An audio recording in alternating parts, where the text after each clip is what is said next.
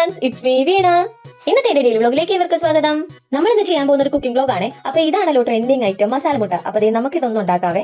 അപ്പൊ എല്ലാവരും വായോ, നമുക്ക് വീഡിയോയിലേക്ക് കിടക്കാം. അതിനായിട്ട് നമുക്ക് ആദ്യം വേണ്ടത് കൊച്ചുള്ളിയാണ്. കൊച്ചുള്ളി നമ്മൾ ഇതേ ഒരു പാനിനകത്ത് കുറച്ച് എണ്ണ ഒഴിച്ച് നമുക്ക് ഇതൊന്ന് വഴറ്റിയെടുക്കാവേ. അങ്ങനെ ഇതൊന്ന് വഴറ്റിയതിന് ശേഷം ഇത് വേറൊരു പാത്രത്തിലേക്ക് മാറ്റിയിട്ട് അതേ പാനിൽ തന്നെ നമ്മൾ കുറച്ച് വറ്റൽമുളകും കൂടി ഇട്ട് വഴറ്റിയെടുക്കുന്നുണ്ട്.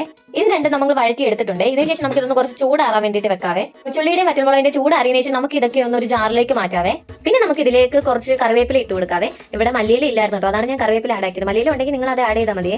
പിന്നെ നമുക്ക് ഇതിലേക്ക് കുറച്ച് നമ്മുടെ ആവശ്യത്തിനുള്ള രീതിക്ക് ഉപ്പിട്ട് കൊടുക്കാവേ. പിന്നെ ഇതിലേക്ക് മെയിൻ ആയിട്ട് വേണ്ട ഐറ്റം ആണ് കേട്ടോ ഈ കുരുമുളക് പൊടി. ഇത് നല്ല മുട്ട മസാല എന്ന് പറയുമ്പോൾ നല്ല എരിവുള്ളതാണല്ലോ. അപ്പൊ നമുക്ക് ആവശ്യത്തിലധികമോ നമുക്ക് കുരുമുളക് പൊടി ഇട്ട് കൊടുക്കാവേ. ഇതിലേക്ക് നമ്മൾ നേരത്തെ ഉള്ളിയൊക്കെ വഴറ്റി എണ്ണ ഉണ്ടല്ലോ, അത് കുറച്ച് ആഡ് ആക്കാവേ. പിന്നെ ഇതിനകത്തോട്ട് കുറച്ച് മുളക് പൊടിയും കൂടി ഇട്ട് കൊടുക്കാവേ. എന്റെ ആ വീഡിയോ മിസ് ആയി പോയിട്ടുണ്ടായിരുന്നേ. അങ്ങനെ അതെല്ലാം കൂടെ അരച്ചെടുത്ത് ഇവിടെ സെറ്റ് ആക്കിയിട്ടുണ്ട്. ഇനി നമുക്ക് ഇതൊന്ന് സെറ്റ് ചെയ്യാം കേട്ടോ. അപ്പൊ മുട്ട നടുവിനെ കീറിയിട്ടുണ്ട്. അപ്പൊ ഇതാണ് കേട്ടോ നമ്മൾ സെറ്റ് ചെയ്ത് വെച്ച പേസ്റ്റ്. അങ്ങനെ ഇത് രണ്ട് സൈഡിലോട്ട് നല്ല തിക്കായിട്ട് നമുക്ക് സെറ്റ് ചെയ്ത് കൊടുക്കാവേ. ഇത് നമ്മൾ രണ്ട് സൈഡിലും നല്ല തിക്കായിട്ട് വെച്ച് കൊടുക്കണം കേട്ടോ. കാരണം നമ്മൾ ഇത് മുട്ട സെറ്റ് ചെയ്യുമ്പോഴത്തേക്കും കഴിക്കുമ്പോഴത്തേക്കും അതിന്റെ ടേസ്റ്റ് നമുക്ക് നല്ല രീതിക്ക് അറിയാൻ വേണ്ടിയിട്ടാണ്.